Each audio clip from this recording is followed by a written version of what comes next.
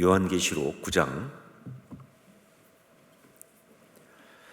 1절부터 21절까지 말씀인데요. 그 중에서 1절부터 11절까지만 한 절씩 교독을 하겠습니다. 요한계시록 9장 1절부터 11절까지를 한 절씩 교독합니다. 제가 먼저 1절 말씀 봉독하겠습니다. 다섯째 천사가 나팔을 불매 내가 보니 하늘에서 땅에 떨어진 별 하나가 있는데 그가 무저갱의 열쇠를 받았더라. 그가 무저갱을 여니 그 구멍에서 큰 화덕의 연기 같은 연기가 올라오매 해와 공기가 그 구멍의 연기로 말미암아 어두워지며 또 황충이 연기 가운데로부터 땅 위에 나오매 그들이 땅에 있는 전갈의 권세와 같은 권세를 받았더라. 그들에게 이르시되 땅의 풀이나 푸른 것이나 각종 수목은 해하지 말고 오직 이마에 하나님의 인침을 받지 아니한 사람들만 해하라 하시더라. 그러나 그들을 죽이지는 못하게 하시고 5달 동안 괴롭게만 하게 하시는데 그 괴롭게 함은 전갈이 사람을 쏠 때에 괴롭게 함과 같더라. 그날에는 사람들이 죽기를 구하여도 죽지 못하고 죽고 싶으나 죽음이 그들을 피하리로다. 황충들의 모양은 전쟁을 위하여 준비한 말들 같고 그 머리에 금 같은 관 비슷한 것을 썼으며 그 얼굴은 사람의 얼굴 같고 또 여자의 머리털 같은 머리털이 있고 그 이빨은 사자의 이빨 같으며 또 철 호심경 같은 호심경이 있고 그 날개들의 소리는 병거와 많은 말들이 전쟁터로 달려 들어가는 소리 같으며 또 전갈과 같이 쏘는 꼬리와 쏘는 활이 있어 그 꼬리에는 5달 동안 사람들 해하는 권세가 있더라. 함께 읽습니다. 그들에게 왕이 있으니 무저갱의 사자라. 히브리어로는 그 이름이 아바돈이요 헬라어로는 그 이름이 아블루온이더라. 아멘. 지난주에 이면수 목사님 오셔가지고 이제 북한에 대한 이야기를 많이 하셨습니다. 근데 저는 이면수 목사님 그 이야기를 들으면서 문득 그 연길에 있는 한 목사님이 생각이 났습니다. 한 20년 전쯤에 제가 연길에 가서 뵙고 사역을 같이 했던 분인데 목회를 아주 연길에서 잘 하시는 그런 분이에요. 그 조선족이고 삼작교회지만 그런 교회를 그야말로 성경적으로 하는 아주 특별한, 그리고 사실 조선족 목사님들은 신학 공부를 많이 할 수가 없고 또 삼작교회라는 게 원래 그러니까. 그런데 그분은 그럼에도 불구하고 굉장히 아주 영적인 통찰도 있는 그런 분이에요. 거기다가 영적 배짱도 있어서 그 교회는 주일학교를 합니다. 원래 삼작교회는 주일학교를 못하게 해요. 아이들은 절대로 성경을 못 가르치도록. 아주 이 중국 공산당이 철저하거든요. 그런데 이분은 그냥 하는 거예요. 그래서 공안에서 와가지고 왜 하느냐 그러면 그냥 아니 부모들 따라온 애들이 왔는데 걔들 어떻게 안 봐주냐. 그러니까 부모 따라온 아이들 봐주는 거다 그냥 하면서 뭐 그냥 하여간 뭐 정면으로 붙으니까 공안들도 골치하고 손을 안 대는 그런 정도의 아주 정말 특별하면서도 특이한 그런 목사님이세요.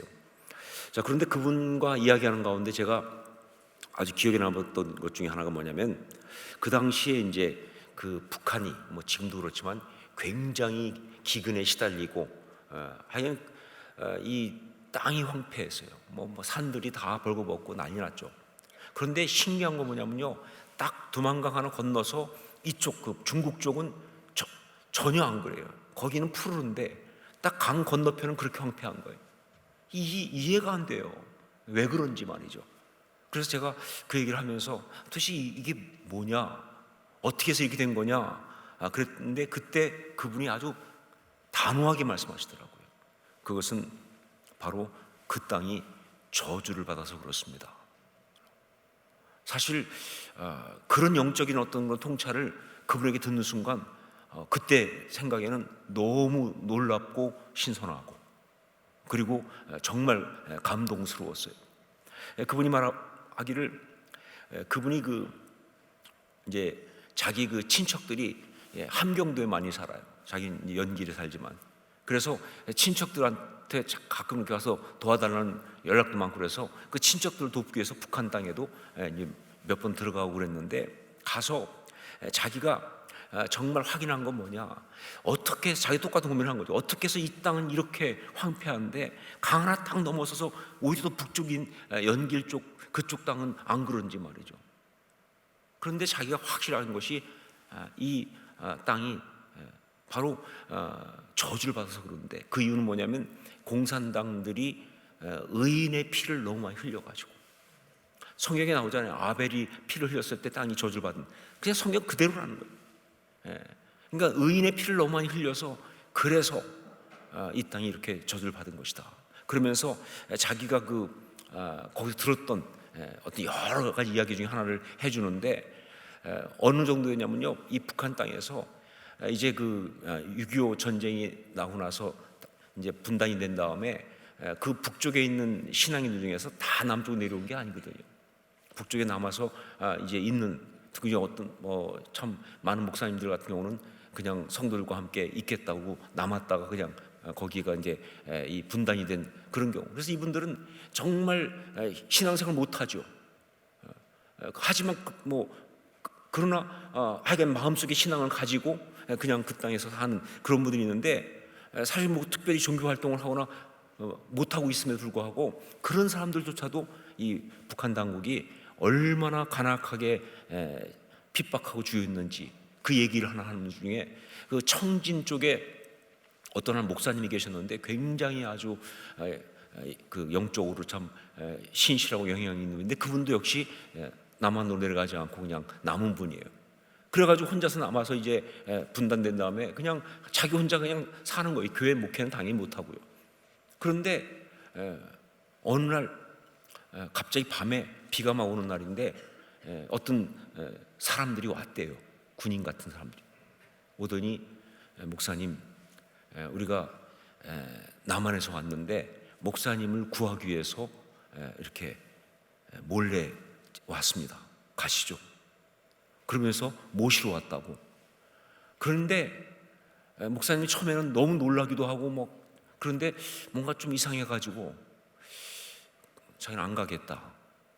그랬더니 그때서 본색을 밝히는데 보니까 북한 공산당들이 꾸민 수작이에요. 그렇게 해서 따라가면 그냥 처단하는 거예요. 근데 그분은 안 가겠다고 했음에도 불구하고 뒤집어 씌워가지고 그래갖고 처단을 합니다. 그렇게 흘린 피가 너무 많다는 거예요. 그냥 핍박하는 게 아니라 간악한 방법으로 아주 간교하게. 왜냐하면 그런 목사님들은 그냥 있는 것 자체로도 영적인 피해가 된다고 판단하니까. 하여간 이 악한 것들이 말이죠, 영적인 건 더 잘 알아요. 그냥 아무것도 안 해도, 계시기만 해도 이게 영적으로 문제가 된다는 걸 아니까 그냥 그걸 처단하려고 그렇게 간교한 수단과 방법을 다 동원해가지고 그렇게 하면서 죽인 일이 너무 많아요. 그 피를 다 받았으니까 그 땅이. 그러니까 그 땅이 저주를 받아서 그런 것이다. 정말 너무나 제 마음에 와닿았었습니다. 특히 이 현상에 대해서 영적으로 해석하는 그거에 대해서 제가 너무 공감을 했어요. 정말 이게 맞다, 이렇게 봐야 한다 하는 그런 깨달음이 온 것이죠. 여러분, 그렇습니다. 이 땅에서 일어난 일들, 특히 재난과 어떤 재앙과 같은 그 모든 것은요, 그 배후에 반드시 영적인 이유가 있습니다. 그리고 그 영적인 이유는요, 궁극적으로는 이 세상을 심판하시는 하나님의 심판이죠. 모든 재난, 모든 재앙은 궁극적으로는 이 땅의 죄악을 심판하시는 하나님의 심판인데, 그런데 실체적으로는 바로 뭐냐? 사탄의 역사다, 마귀의 역사다라는 겁니다. 이것이 바로 이 땅 가운데 있는 모든 재난이나 재앙들의 어떤 그런 영적인 어떤 실상인 거예요. 자, 오늘 말씀 보면 일곱 천사가 일곱 나팔을 불면서 심판과 재앙이 이 땅에 임하는 그런 것을 갖다가 이제 쭉 펼쳐진 거죠. 그 장면을 요한 사도가 보면서, 그러면서 그 계시를, 자기한테 열어보인 그 계시를 우리한테 전달하고 있는 것이 바로 이 오늘 말씀 아닙니까? 첫 번째 천사가 나팔을 부니까 땅의 3분의 1이 타버리는 재앙이 임했어요. 두 번째 천사가 나팔을 부니까 바다의 3분의 1이 피가 되고 죽는 그런 재앙이 임했습니다. 세 번째 천사가 나팔을 부니까 강과 물 근원의 3분의 1이 쑥이 되는 재앙이 임했어요. 그러니까 뭐 그야말로 천재지변이 다 일어나고 있는 거예요. 그리고 네 번째 천사가 나팔을 부니까 천체, 해, 달, 별, 이 천체 3분의 1이 어두워지는 그런 재앙이 일어났습니다. 자, 그리고 나서 이제 다섯 번째 천사가 나팔을 부는 그 재앙이 임하기 전에 하나의 그림이 먼저 싹 보여진다고요. 그건 바로 뭐냐? 공중을 날아가는 독수리의 이야기가 거기 하나 들어옵니다. 우리 계시록 8장 13절 말씀을 함께 읽겠습니다. 계시록 8장 13절 같이 읽습니다. 내가 또 보고 들으니 공중에 날아가는 독수리가 큰 소리로 이르되 땅에 사는 자들에게 화가 있으리니 이는 새 천사들이 불어야 할 나팔 소리가 남아 있음이로다 하더라. 예, 새 나팔이 남아 있는데, 그런데 먼저 거기서 뭐가 보이냐? 공중을 날아가는 독수리가 화가 있으리니라고 하는, 그렇게 하면서 날아가는 그 삽경 같은 것을 먼저 보여주고 있는 거예요. 자, 그러면 결국은 여기서 이 화라는 게 뭐냐? 이 이것은요 헬라어로 하면은 우아이라는 말이에요. 우아이. 그리고 히브리어로 하면 호이라는 말입니다. 호이, 감탄사예요. 그런데 어떤 감탄사냐? 하나님의 탄식을 말하는 거예요. 너무 슬프고 너무 안타깝고 너무 속상하다라는 의미의 이 탄식하는 소리가 바로 이 화라는 말이에요. 헬라어로는 우아이고 히브리어는 호이라는 말이죠. 여러분, 이게 성경에 많이 나옵니다. 구약 성경 보면요 정말 많이 나오는 것 중에 하나가 뭐냐면 이 호이가 많이 나와요. 화 있을진저란 말이죠. 호이. 그런데 제가 한번 설교하면서 말씀드렸지만 이 호이는요 히브리어는 의성어가니까 이 진짜 하나님의 그냥 영혼이 빠져나오는 것 같은 호이 이렇게 나오는 발음이에요. 그러니까 너무 슬픈 말이에요. 너무 안타까운 거예요. 너무 속상한 거예요. 그런데 이 호이, 화 있을진저라는 이 구약에 나오는 이 말은 뭐냐? 죄에 대한 우리 하나님의 탄식이에요. 그리고 그 죄를 심판하시기 전에 먼저 선포하시는 그런 하나님의 탄식이에요. 그래서 많은 예언자들이 바로 이 화 있을진저를 외치는 겁니다. 하나님의 심판이 임할 거니까 그 죄에 대한 하나님의 탄식, 이게 바로 화 있을진저예요. 호의라는 거죠. 복음서에 보면요 예수님께서 또 이 말을 쓰셨습니다. 그 우아이라는 말이죠. 헬라어니까 우아이. 혹시 뭐예요? 화 있을진저. 예, 정말 그 당시에 뭐 여러 세상의 죄들, 바리새인들, 뭐 서기관들, 위선자들, 뭐 형식적인 사람들뿐만 아니라 타락한 종교뿐만 아니라 세상의 어떤 것들을 뭐 예루살렘 보면서 우리 주님이 진짜 화 있을진저 얼마나 많이 했어요. 그 죄에 대해서, 그 위선과 타락과 교만에 대해서 너무 속상해 하시면서 그렇게 외치신 것이 바로 우리 주님의 이 우아이, 화 있을진저라는 그런 말입니다. 결국은 이제 세 가지의 나팔 재앙이 펼쳐지는데 그 앞에 독수리가 공중을 날아가면서 바로 화가 있으리니라고 말한 건 뭐냐? 이제 펼쳐지는 재앙이 죄악에 대한 하나님의 심판이라는 것을 강조하고 있는 거예요. 즉, 정말 그 화 있을진저 하던 그와 똑같이 이제 펼쳐지는 재앙은, 이것은 죄악에 대한 하나님의 심판이다 하는 것을 강조하는 그런 바로 의미에서 그렇게 독수리가 날아가면서 화가 있으리라고 하는 것을 보여주고 있는 그런 것이죠. 자, 그러니까 결국은 이제 펼쳐지는 세 개의 나팔 재앙, 특별히 다섯 번째 나팔과 여섯 번째 나팔, 일곱 번째 나팔은 이제 인으로 바뀔 거, 대접으로 바뀔 거니까 그건 빼고 다섯 번째 나팔과 여섯 번째 나팔, 이걸 통해서 성령께서 요한 사도에게 주시는 메시지는 뭐냐? 그렇다면, 그리고 요한 사도가 그걸 바라보고 계시록을 통해서 지금 우리한테 주고 있는 메시지는 바로 뭐냐? 그것은 바로 죄악의 본질을 꿰뚫어 보는 신앙, 그겁니다. 그러니까 정말로 또 신앙이 뭐냐라고 할 때, 진짜 신앙이 뭐냐 그럴 때 그건 바로 죄악의 본질을 꿰뚫어 보는 신앙이다, 그 얘기를 하고 있는 거예요. 그래서 화가 있으니라고 하는 이 죄를 심판하시는 하나님이 탄식하시는 어떤 그런 그 내용을 갖다가 거기 집어넣은 거예요. 죄악의 본질을 꿰뚫어 보는 신앙.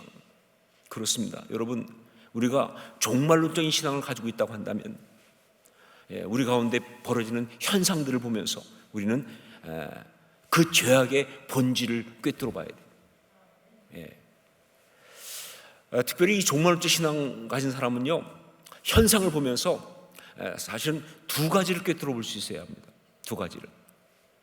우리가 종말론적 신앙을 가지고 있다고 한다면 지금 이 땅 가운데 펼쳐지는 현상들을 보면서 두 가지를 꿰뚫어 볼 수 있어야 되는데, 하나가 뭐냐? 바로 시대의 징조라는 겁니다. 시대의 징조. 예수님께서 마가복음 13장 28절 29절에서 무화과나무의 비유를 배우라. 그 가지가 연하여지고 잎사귀를 내면 여름이 가까운 줄 아나니 이와 같이 너희가 이런 일이 일어나는 것을 보거든 인자가 가까이 곧 문 앞에 이르는 줄 알라 라고 말씀하신 대로, 정말 시대의 현상들을 보면서 말이죠, 세상 사람은 어떤지 모르겠지만 우리는요 바로 시대의 징조를 꿰뚫어 보는 게 너무 중요합니다. 그냥 벌어지는 일들 보면서 이런 일이 벌어지는구나, 그게 아니죠. 주님 다시 오실 그 날이 가까이 오고 있다는 거예요. 이 시대의 종말이 가까이 오고 있다는 거예요.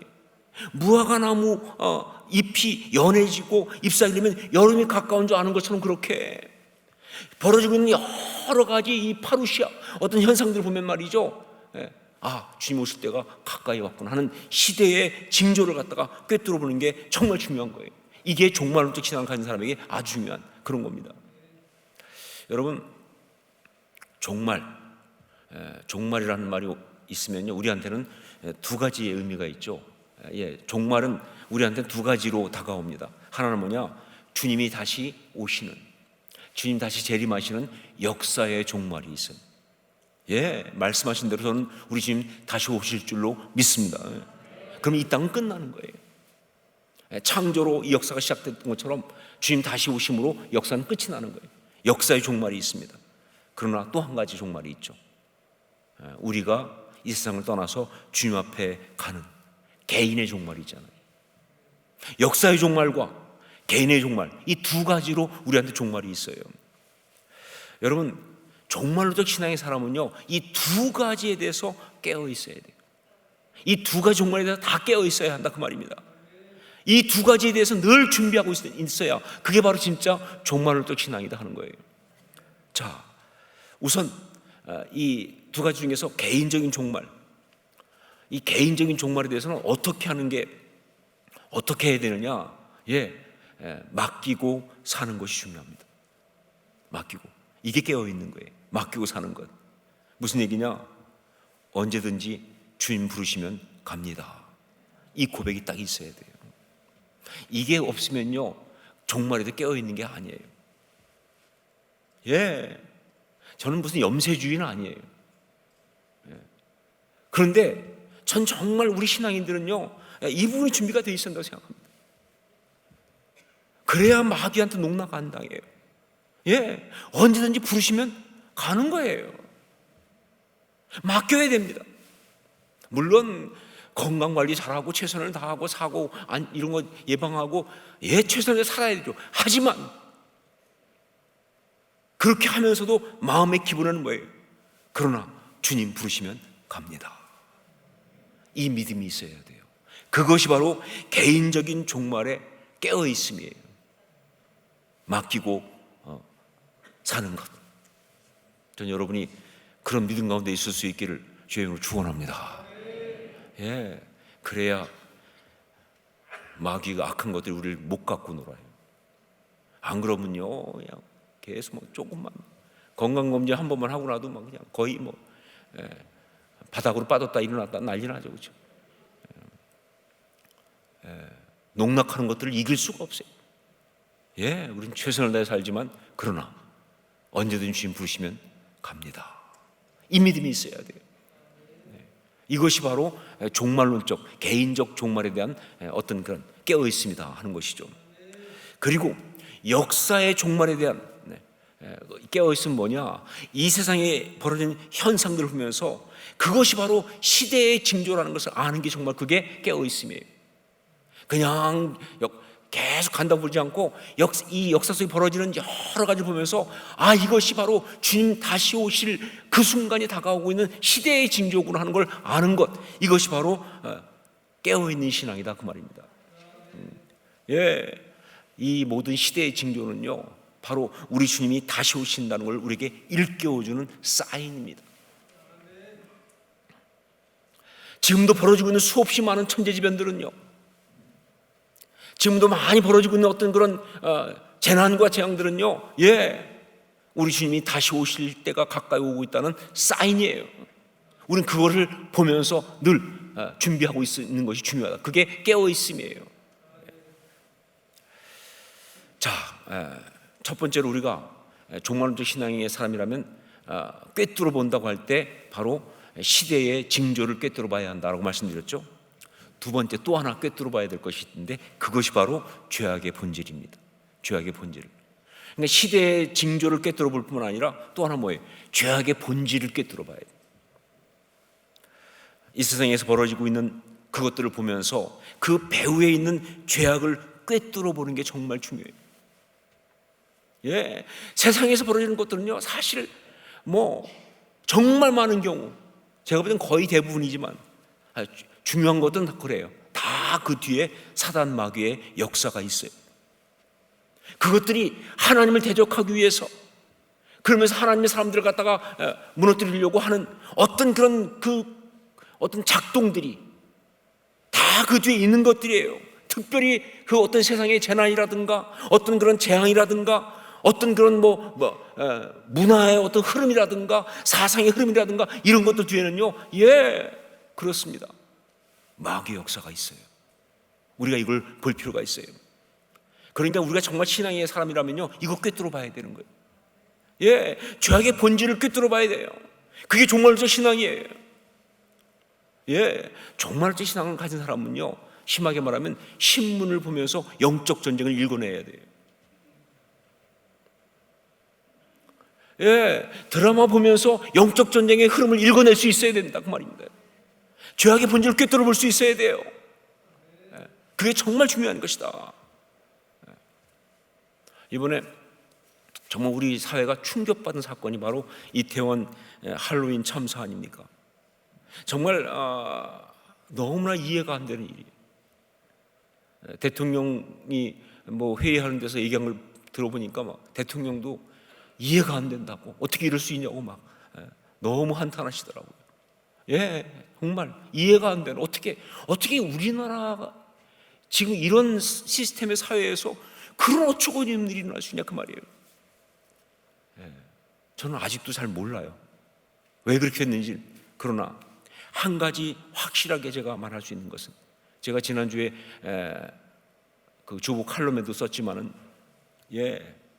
이렇게 사람들이 이렇게 어리석게 어처구니 없이 집단으로 참사를 당하는 경우 대부분 다 뭐예요? 우상숭배예요. 예외 없습니다.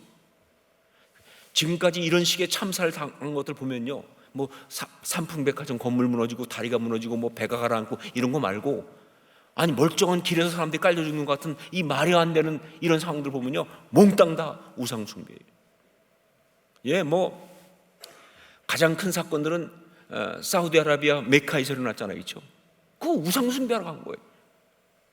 그러니까 그땐 이슬람교 신앙에 우상숭배하러 사람이 몰려드니까, 그러니까 사람이 우상숭배하게 되면요, 그렇게 어리석음에 빠지는 거예요.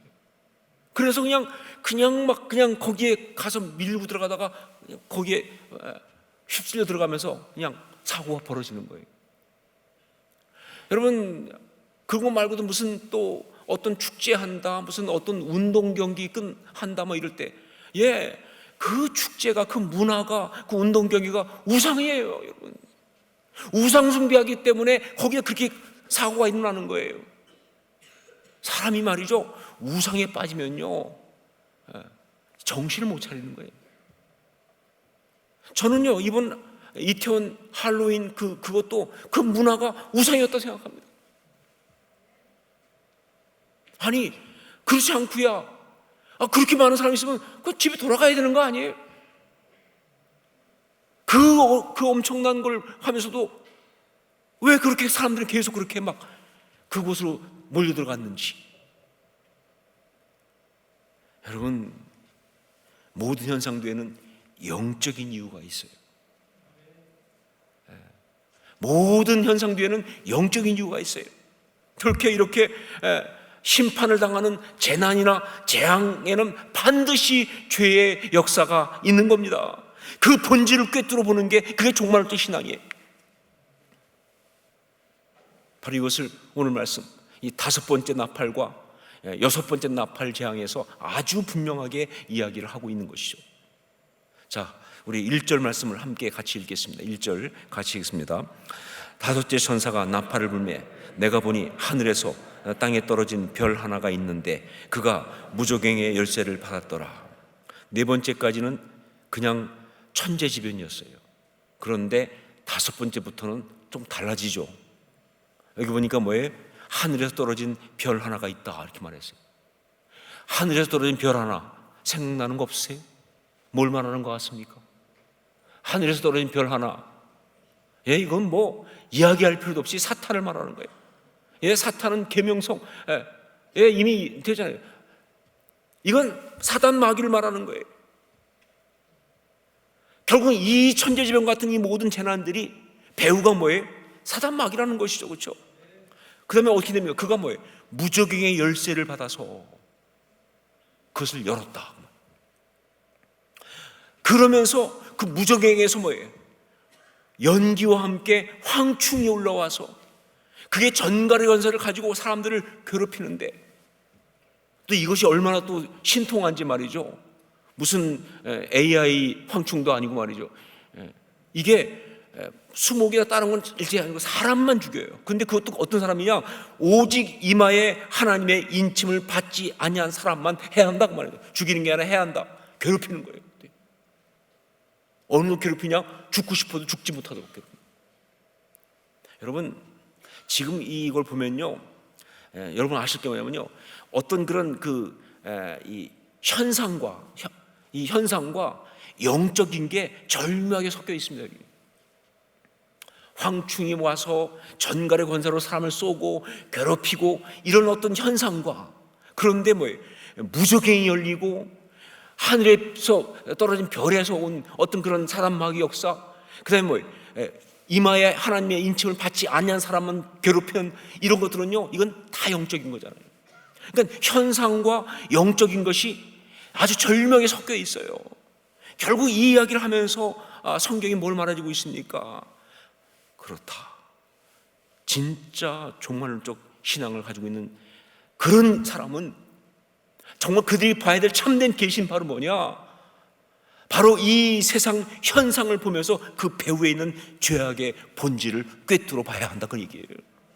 여러분, 그렇습니다. 이 땅에 일어난 일들, 나타나는 현상들만 보면은 그냥 세상 일같이 보일지 모르지만 그 뒤에 보면요, 영적인 이유가 있는 거예요. 그 죄악을 꿰뚫어 볼 수 있는 눈이 있는 사람이 그게 신앙의 사람이죠. 그 얘기를 하고 있는 거예요. 이것은요, 6번째 나팔 재앙의 경우에도 동일합니다. 우리 14절 말씀을 함께 읽겠습니다. 14절 같이 읽습니다. 나팔 가진 6째 천사에게 말하기를 큰 강 유브라데에 결박한 4 천사를 놓아주라 하매. 여기 4 천사, 결박한 4 천사, 사실은 마귀를 말하는 거죠. 사실 마귀를 말하는 겁니다. 하나님이 묻고 있던 그것들을 갖다가 이상의 죄악 때문에 그냥 풀어놓는 거예요. 자, 그랬더니 그것들이 뭐예요? 유브라데. 그렇죠. 아마겟돈 전쟁이 일어나는 곳이 아닙니까? 전쟁을 벌이는 거예요. 엄청난 전쟁이 이 땅 가운데 일어나는 거예요. 여러분, 이 땅 가운데 일어나는 어떤 그런 그 모든 재앙들, 특별히 세상 권력에 의하여 벌어지는 모든 것들은 다 마귀 장난입니다. 독재, 다 마귀 장난이에요. 어떤 그런 압제, 쿠데타, 다 마귀 장난이에요. 심지어 뭐예요? 어떤 혁명, 민중 봉기, 그것도 다 마귀가 그 모든 사람들을 권력과 모든 것 들쑤시면서 벌이고 있는 그런 것들이에요. 특별히 전쟁은 말할 필요가 없고, 그거는 그 배후에 다 마귀가 있어요. 사단 마귀가 사람들을 들쑤시고 그 악함을 들쑤시면서 그러면서 이 벌어지는 그런 것이 바로 이게 세상에 있는 전쟁의 이유예요. 여러분, 러시아가 우크라이나를 침략했습니다. 전쟁이 벌어졌어요. 보이기는 뭐예요? 푸틴이 벌렸죠. 아니요, 마귀가 들쑤신 거예요. 세계 1차 대전도 마찬가지고 2차 대전도 마찬가지고, 그렇습니다. 그래서 정말 무서운 거예요, 역사가. 정말, 그래서 정말 이 역사가 정말 무서운 거예요. 마귀가 역사하니까. 제가 한때 프리메이슨이라고 하는 집단에서 나름 좀 깊이 연구한 적이 있었습니다. 프리메이슨. 그때 제가 김성일 장로님이라고 소설가시죠. 땅 끝에서 오다 땅 끝으로 가다, 뭐 홍수 이후, 뭐 이런 제국과 천국인가 뭐 그런 것, 하여간 책 많이 쓰신 분이에요. 근데 그분이 이 프리메이슨에 굉장히 심취했어요. 그래서 같이 성경 공부를 같이 프리메이슨을 가지고 같이 공부한 적도 있었어요. 처음엔 정말 재밌더라고요. 이 메이슨이 이제 석공들을 말하는 거니까, 석공 노조예요, 프리메이슨이. 그런데 이게 역사 속에 굉장히 뿌리 깊은 어떤 비밀 조직이라는 거예요. 그래서 어디서 시작되느냐? 이집트의 피라미드 시작해가지고 쫙 모든 어떤 거 건축하는 것들 속에 역사 속에 다 있다는 거예요. 또 여러분 은혜 받으시면 안 되는데, 이건 일단 하여간 좀 하나 접고 들으셔야 됩니다. 너무 깊이 들으지 마시고. 그래가지고 막 이것들이 그러면서 막 이것이 이제 중세 근대로 오면서는요, 이게 로스차일드라고 그러니까 유럽을 나폴레옹 전쟁뿐 아니라 유럽을 쥐고 흔들었던 유대인 가문이 있어요. 지금 세계 자본시장을 사실은 다 휘어잡고 있다고 하는 그런 유명한 그 가문인데, 그 로스차일드가 프리메이슨에 들어가서 거기서 그 프리메이슨 안에서 자기들 지금 만든 게 일루미나티라고 하는 그런 조직을 만들었다는 거예요. 그 일루미나티는 일종의 어떤 일루미나티, 그러니까 어떤 빛을 발하는 그런 건데, 그게 이제 가서 예를 들면 그래서 일종에 의하면 미국도 그것들이 와서 장악을 해가지고, 그래서 미국 $1짜리 보면 거기 피라미드가 있고 거기에 호루스의 눈이 딱 있다는 거예요. 그게 일루미나티의 상징이거든요. 프리메이슨들의 상징이 바로 이 피라미드고, 그다음에 오벨리스크, 첨탑, 이런 얘기 정말 그때 들어보면 진짜 신기한 게 많더라고요. 여러 가지 그런데 결론적으로 말하면 이건 전형적인 음모론입니다. 이거는 사실이 아니고 그냥 음모론이에요. 물론 프리메이슨이라는 조직이 있는 것도 사실이고요, 역사 속에 그런 흔적이 많이 드러난 것도 사실입니다. 그러나 그게 모든 그 역사의 배후일 수는 없어요. 그 모든 전쟁을 다 프리메이슨이 일으키고 그 모든 혁명을 다 프리메이슨이 주동하고, 그러면서 지금 세상의 모든 걸 다 프리메이슨이 지배할 수는 없어요. 그런 식의 음모론에 빠지면요, 결국은 그거는 진리가 왜곡되고 마귀에게 농락당합니다. 모든 음모론은 마귀가 우리를 농락하는 방법일 수 있어요. 그러니까 이거는 전형적인 그냥 음모론이에요. 그런데 제가 그 공부를 하면서 확인할 수 있었던 게 뭐냐? 한 가지, 세상에 우연히 일어나는 일은 없다는 겁니다. 반드시 원인이 있어요. 그냥 괜히 일어나는 전쟁은 없어요. 그냥 괜히 일어나는 사건은 없어요. 반드시 어떤 이유가 있어요. 그리고 그 모든 일들, 특별히 많은 사람들을 고통에 몰아넣고 역사를 무너뜨리는 것들의 배우는 바로 뭐냐? 사단 마귀다. 이건 프리메이슨이 아니고 사탄 마귀예요. 그것들이 말이죠, 그 죄악의 세력들이 그 모든 것 뒤에서 역사하면서 사람들을 갖다가 이렇게 고통에 몰아넣고 역사를 갖다가 망가뜨리는 그런 일을 한다는 거죠. 이건 분명한 것이다. 자, 그러면 여기 5번째 나팔재앙과 6번째 나팔재앙 이야기를 통해서 우리가 꿰뚫어 봐야 될 그러면 죄악의 본질, 우리는 죄악의 본질을 꿰뚫어 보는 신앙이라고 했는데, 그러면 이걸 보면서 우리가 꿰뚫어 봐야 될 죄악의 본질이 뭐냐? 2가지입니다. 5번째 재앙이 한 가지, 6번째 재앙이 한 가지, 2가지를 성경이 우리한테 얘기하고 있어요. 첫 번째가 뭐냐? 바로 허무라는 겁니다. 죄악의 본질, 허무예요. 무가치, 무의미. 그게 죄악의 본질이에요. 우리 11절 말씀을 함께 읽겠습니다. 11절 같이 읽습니다. 그들에게 왕이 있으니 무조갱의 사자라. 히브리어로는 그 이름이 아바돈이요, 헬라어로는 그 이름이 아볼루온이더라. 5번째 천사가 나팔을 부니까 무조갱의 어떤 열쇠를 받은 하늘에 떨어진 별 사탄 마귀가 와서 무조갱을 열었어요.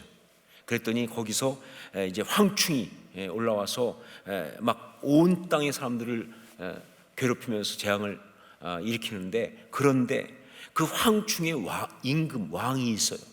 근데 그 왕이 히브리어로는 아바돈이고요, 그리고 그걸 헬라어로 번역하면 아볼루온이라고 하는 이름을 가진 그런 왕이더라라고 성경이 말하고 있어요. 자, 그런데 아바돈, 헬라어로 번역하면 아볼루온, 그게 무슨 뜻이냐? 파괴자라는 뜻이죠. 멸망시키는 자라는 뜻입니다. 자, 그런데 파괴자, 멸망시키는 자이지만, 그러나 그 이름이, 특히 그 아바돈이란 그 이름을 볼 때 여기에 더 깊은 의미가 있는 게 바로 뭐냐? 그게 무저갱과 연관이 있어요. 아바돈이라는 이름은 무저갱과 연관이 있어요. 그러니까 어비스라고 하는, 영어로 하면 그런 그 무저갱 있죠. 시면, 혹은 스올, 음부, 이것과 연관이 있어요. 이 아바돈은 바로, 사실은 아바돈이라는 뜻은 무슨 뜻이냐면요, 그러한 파괴가 일어나는 그런 자리를 말하는 건데, 그게 어디냐? 끝이 보이지 않는 어떤 그런 음부와 같은, 심연과 같은 그 깊은 어둠, 흑암과 같은 그런 것을 갖다가 아바돈이라고 그래요. 그게 아바돈이에요. 그 일이 벌어지는 자리가 아바돈이고, 그런 일을 벌이는 그것들이 바로 아바돈이에요. 자, 결국은 뭘 말하느냐? 허무함을 이야기하는 겁니다. 그리고 그렇게 허무한 이유가 뭐냐? 무가치하니까, 무의미하니까. 그래서 사단 마귀는요, 무가치한 거예요. 여러분 들어보셨죠? 바알세불, 귀신의 왕, 무슨 뜻이라고 했어요? 똥왕이라고 그랬죠. 똥왕. 여러 가지 이유 중에 하나가 똥의 파리의 왕이, 파리대왕이기도 하고 똥왕이기도 하고, 정말 더럽고 무가치하고 무의미한 거예요. 여러분, 죄악의 본질은요, 허무함이에요. 죄악의 본질은요, 무가치하고 무의미한 거예요. 그렇게 사람들을 무너뜨립니다. 그렇게 해서 인생을 파괴하는 거예요. 무의미한 것으로, 무가치한 것으로. 그렇게 해요. 여러분, 이 시대의 가장 무서운 죄의 공격은 바로 거기에 있습니다. 제가 읽었던 소설 중에서, 우리나라의 소설 중에서 제일 유명한 소설 중에 하나죠. 최인훈이라고 하는 분이 쓴 광장이라는 소설이 있습니다. 아마 여기 읽으신 분 많이 있을 거예요. 옛날 소설이긴 하지만 교과서에 시험에도 많이 나오는 최인훈의 광장. 그 소설 보면요, 이게 이제 해방되면서 이제 남북 분단, 또 6.25 전쟁 요때를 배경으로 쓴 거예요. 거기에 그 주인공이 명준이라고 하는, 이명준인가, 하여간 명준이라고 하는 주인공이 나오는데, 이 친구가 하여간 이 사상의 어떤 것에 굉장히 방황. 그래서 뭐 중국에서 태어났다가 뭐 중국에서 있다가 한국에 와가지고, 그래서 남한에 있다가 이제 북한으로 올라가요. 자기 아버지가 또 남로당 쪽에서, 그래서 올라가서 북한에 있다가 거기서 또 막 사상적으로 막 갈등. 하여간 또 안타깝게도 이 친구가 철학가 출신이에요. 그래서 남의 일 같지 않은 그 쓸데없는 공부를 해가지고, 그래서 이제 막 북한에 갔다가 거기서 이제 6.25 날 전쟁이 나면서 사실 공산주의 사상이더니 거의 뭐 실망과 혐오를 느끼는 입장인데 유교가 나니까 인민군 장교가 돼서 내려와요. 그래가지고 이제 전쟁을 하면서 마지막 부분은 이제 이 낙동강 전선에서 이제 막 교착 상태에 있을 때 막 우리 동네 옆입니다. 이쪽 다 낙동강 전선. 그런데 거기서 이제 이 친구가 북한에 병원에 있을 때 만났던 간호장교이면서 만났던 이 은혜라고 하는 원래 발레리나였던 여자를 간호장교를 만나요. 다시. 그러니까 원래 옛날 알았던 여자인데 만나서 그래서 그 간호장교로 와 있는데 그래서 낙동강 그 전선에 전쟁하면서도 거기서 또 따로 만나서 또 연애를 하고 그래요. 둘이. 하여간 뭐 소설은 소설이니까. 근데 그렇게 막 둘이 이제 그렇게 진짜 그러니까 언제 죽을지 모르는 전쟁터 한쪽에서 또 젊은 남녀가 그 전쟁 중에 또 만나서 서로 사랑하고 한다는 자체가 너무 어떻게 보면 정말 안쓰럽죠. 어떻게 좀 정말 그건 아름답지는 않아요. 너무 처절해.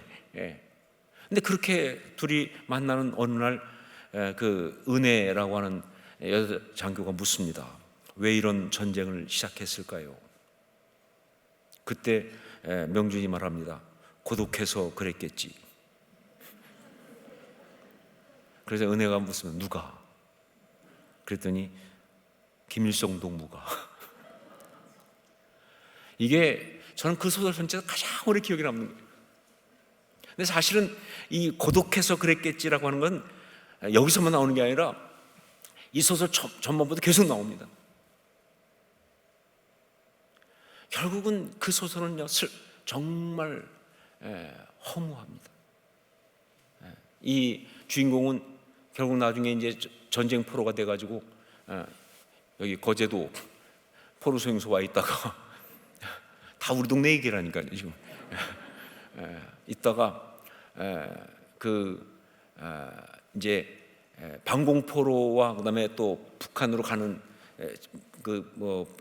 전향하지 않는 포로 막 선택할 때 자기는 제3으로 가요. 그래서 중립국으로 가겠다고 그래서 남미 쪽으로 그때 많이 갔거든요.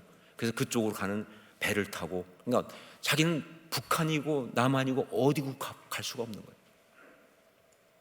자기가 어디 가든지 북한도 이미 가서 자기 아버지는 남로당 계통이기 때문에 숙청 나갈 거 뻔하고 남한으로 간다고 해도 자기가 그동안 했던 모든 걸 볼 때 거기서 남한 사회에서 있을 수도 없고 그래서 그냥 제3 중립국을 선택해가지고 이제 그때 많이 남미로 갔거든요. 그래서 배를 타고 이제 쭉 가다가 인도양 선상에서 자살을 합니다.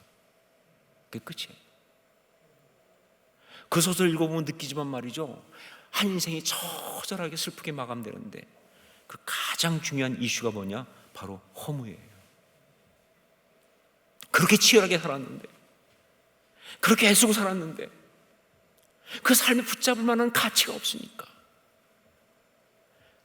어떤 붙잡을 만한 의미가 없으니까 그 삶이 허무하니까 그 삶은 그냥 박살나는 거예요. 여러분 죄의 본질은요 허무예요. 지금도 마찬가지입니다. 이 세상에 지금 이 삶 가운데서 이 세상을 무너뜨리고는 악한 것들의 그 죄악의 어떤 공격 중에 가장 많은 공격이 어디서 일어나냐? 바로 그 부분에 일어나죠. 얼마나 많은 사람들이 우울증에 시달립니까? 얼마나 많은 사람들이 삶의 목표를 잃어버리고 그냥 막 살아갑니까? 얼마나 많은 사람들이 정말 붙잡을 가치가 없어서 그냥 어떤 그런 쓸데없는 것에 인생을 걸고 마치 불나방처럼 살아가냐 그 말이에요. 그럼 그 인생은 어떡할 거예요? 뭐로 그 삶이 아름다울 수 있습니까? 저는 이번에 이태원 사태를 보면서 느낀 게 뭐냐면요 불나방 같다. 뭐 때문에 그렇게 사람들이 그건 허무의 몸짓이에요. 가치가 없어요. 살아 붙잡을 가치가 없어요. 추구할 의미가 없어요. 그게 이 세상을 지금 특히 현대인을 무너뜨리고 있는 죄악의 본질이에요. 이걸 꿰뚫어 볼 수 있어요. 여러분 아무리 재미있고 달콤하고 또 굉장히 괜찮은 것 같고 포장을 열심히 해도요, 결국은 허무하게 하는 것은, 결국은 무가치하게 하고 무의미하게 하는 건 다 죄의 역사입니다. 저는 가끔 세상에 이런 일이 이런 드라마 작품에 보면요, 사람들 나올 때 보면요, 정말 마음이 아플 때가 있어요. 어떤 사람은요, 그냥 그 인생 전체를 다 성냥개비 세우는 데 다 보내서 집안에 난리나, 성냥개비로 그냥 건축물이 다. 아니, 그게 어떻게 인생입니까? 어떤 사람은 머리카락 가지고 그림 그리냐고 인생을 다 낭비해요. 어떤 사람은 그냥 무슨 어떤 연필을 가지고 볼펜 가지고 그림 그리는 거로. 사람들은 다 무언가 미쳐 사는데, 문제는 뭐냐? 그게 가치가 없다는 거예요. 그게 무의미하다는 거예요. 그러니까 허무할 수밖에 없는 거예요. 여러분, 그건 신앙이 아니죠. 그건 죄에 빠진 겁니다. 죄악의 본질은 뭐냐? 바로 허무예요. 아바돈입니다. 아바돈. 네, 아바돈이에요. 음부에 빠지는 거예요. 쉬면 끝이 안 보이는 그 바닥이 없는 곳에 빠져들어가는 거예요. 그 무가치함, 그 무의미함. 우리 신앙이 아름다운 건 뭐냐?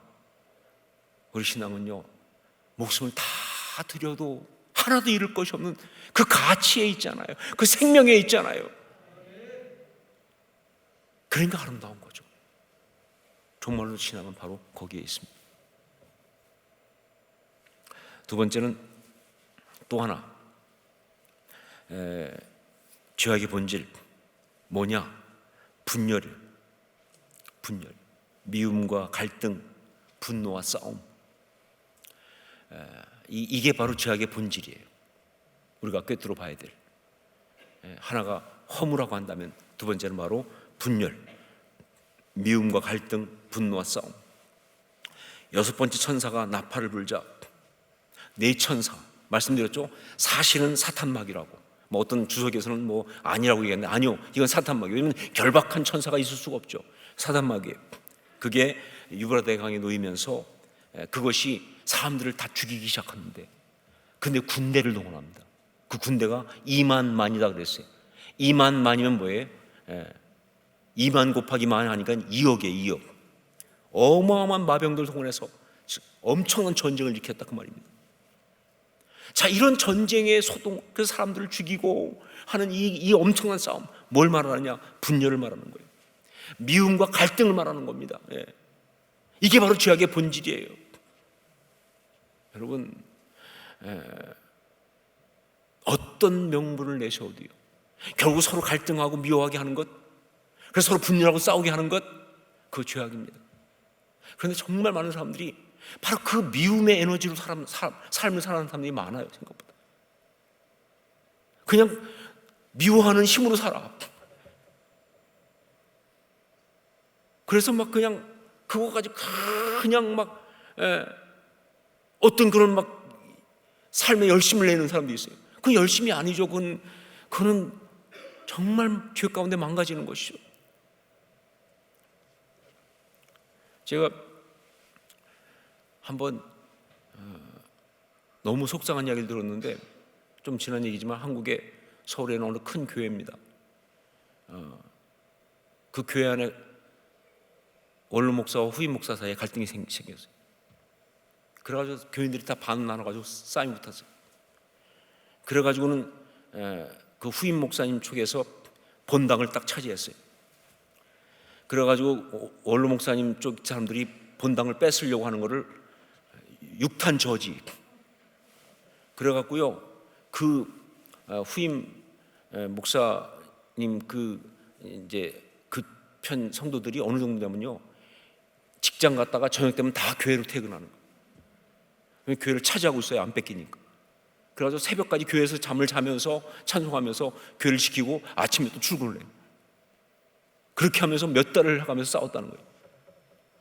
전 그 얘기 듣는데 진짜 미쳤다 싶더라고요. 그게 무슨 열심이에요? 그게 미친 거지. 그거 아니, 그걸 신앙이라고 하겠습니까, 누가? 아니, 미워하고 증오하는 것이 어떻게 신앙일 수가 있어요? 누굴 미워하기 위해서 그렇게 열심히 내는 게 어떻게 그게 삶이 아름다울 수 있냐, 그 말이에요. 싸우면서 그래, 평소 교회 안 오던 사람이 싸운다는 게 다 온 거예요. 출석률 100%야. 우리 교회 제자리 캠페인은 무조건 1등이야, 그 공채가. 말이 되냐, 그 말이에요, 말이. 죄에게 철저하게 농락당하는 거예요.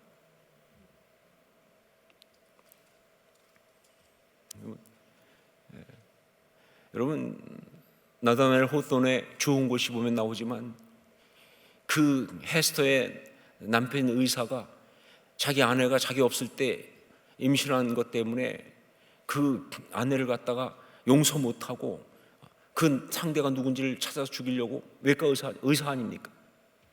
그렇게 집요하게 하다가 결국은 그 딤지데일 목사가 스스로 자백하고 죽고 나니까 그 사람도 죽잖아요. 그건 인생이 아니죠. 미워하는 것 때문에 살았다는 거 아닙니까, 결국? 여러분, 그렇게 살면 안 되죠. 우리는 주어진 시간이 얼마나 있다고 그 시간을 미워하며 살겠습니까? 우리는 주어진 시간이 얼마나 있다고 그걸 갖다가 그렇게 싸우며 살겠습니까? 그건 마귀에게 넘어가는 거예요. 어떤 명분을 내세워도, 어떤 이유를 내세워도 그렇게 싸우고 분열하고 미워하고 그렇게 하게 하는 것은 그건 전부 다 뭐예요? 죄의 그 마귀에게 넘어가고 빠진 것이다, 그 말이에요. 죄악의 본질은요, 분열이에요. 미워하고 싸우게 하는 거예요. 전쟁을 일으키는 거예요. 이걸 꿰뚫어 볼 수 있어야 돼요. 이걸 꿰뚫어 볼 수 있어야 돼요. 종말론적 신앙의 사람은 이 두 가지를 꿰뚫어 봐야 합니다. 죄악의 본질 하나가 허무고 또 하나가 분열이라는 것을. 이걸 꿰뚫어 보고서 그 모든 것들을 십자가에 처리할 수 있는 사람이 참된 종말론적 신앙을 가진 사람이다 하는 걸 분명히 아시기 바랍니다. 여러분, 종말론적 신앙을 가진 사랑하는 성도 여러분, 여러분이 정말 이 땅을 살아가면서 죄악의 본질을 꿰뚫어 보며 살아가는 참된 신앙의 사람 될 수 있기를 주님으로 축원합니다. 그러면서 우리의 삶을 지키고, 그러면서 깨어서 주님 다시 오심을 기다리면서 그렇게 살아가는 아름다운 주의 사람 될 수 있기를 주님으로 축원합니다.